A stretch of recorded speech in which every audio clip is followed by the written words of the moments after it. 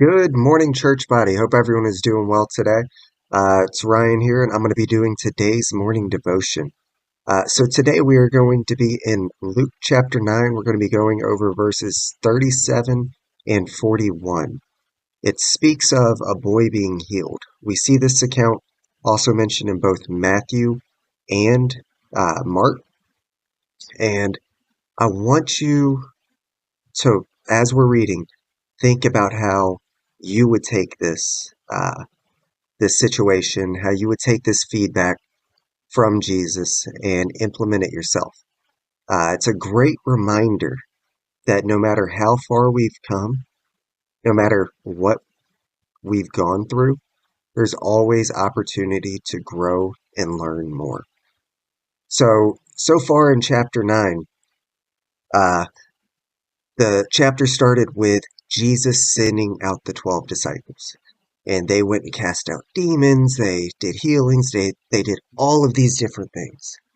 After that, there was the feeding of the 5,000. After that, Jesus had told them that whoever wanted to follow him needed to die to self, pick up their cross daily, and then follow him. And then, most recently, we saw the transfiguration of Jesus on the mountain. So they have seen and witnessed and gone through all of these different things, and their faith, you would think, is rock solid. Nothing could shatter it, right? Well, let's see. Verse 37, we'll begin. It says, Now it happened on the next day, when they had come down from the mountain, that a great multitude had met him. Suddenly, a man of the multitude cried out, saying, Teacher, I implore you, look at my son, for he is my only child. And behold, a spirit seizes him, and he cries out, or suddenly cries out. It convulses him, so that he foams at the mouth, and it departs from him with great difficulty, bruising him. So I implore your disciples to cast it out, but they could not. Then Jesus answered and said, O faithless and perverse generation, how long shall I be with you and bear with you? Bring your son here.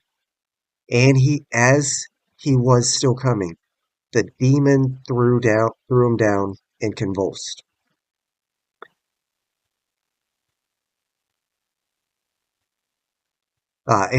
him. Then Jesus rebuked the unclean spirit, healed the child, and gave him back to his father. So they went through all these different things, and then they came across a new struggle. They came across a new challenge. This man's son had been ill. On one of the other accounts, it said he had been mute his entire childhood. And he had apparently had a spirit that had possessed him. And these disciples had tried to cast the demon out, but couldn't. And if you read in Matthew or Mark, you'll see Jesus's rebuke. We see part of it here, where it says, O faithless and perverse generation, how long shall I be with you and bear with you? Bring your son here. The other accounts, Jesus calls them out for their unbelief. He told the disciples that they could not cast out the demon due to their unbelief. He actually says in Matthew 17, verse 20, Jesus said to them, Because of your unbelief, for assuredly I say to you, if you have faith as a mustard seed, you will say to a mountain, Move from here to there, and it will move, and nothing will be impossible for you. However, this kind does not go out except by prayer and fasting. This kind means that spirit. That's also what is mentioned in Mark. So Jesus is saying, guys, there's more for you to learn here. You need to pray and you need to fast and you need to check your unbelief. So, how would you have responded in that situation? You had gone through feeding of the 5,000. You had been sent out by Jesus. You had seen these miracles happen. You saw Jesus glow on the mountain and be transfigured.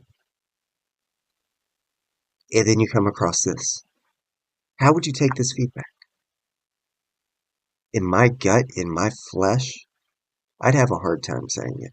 Many of us have a hard time having difficult feedback given to them. But I grew up as an athlete, and good coaches will lay into you. They will share truth, even though it might hurt in the meantime. They're trying to get you to reflect. They're trying to get you to look at things differently. And Jesus, the greatest coach of all time, the greatest teacher of all time, the greatest man of all time, is doing that here with the disciples. Guys, there's more to do. There's more to learn. You need to pray. You need to fast. And we even saw the night that Jesus was about to get crucified, that they struggled to stay awake and even pray. So let us humble ourselves. Let us realize there is always more to grow, more to learn, more to do. Hope this was a challenge for you. It certainly was for me and a great reminder. But love you guys and hope you have a great day.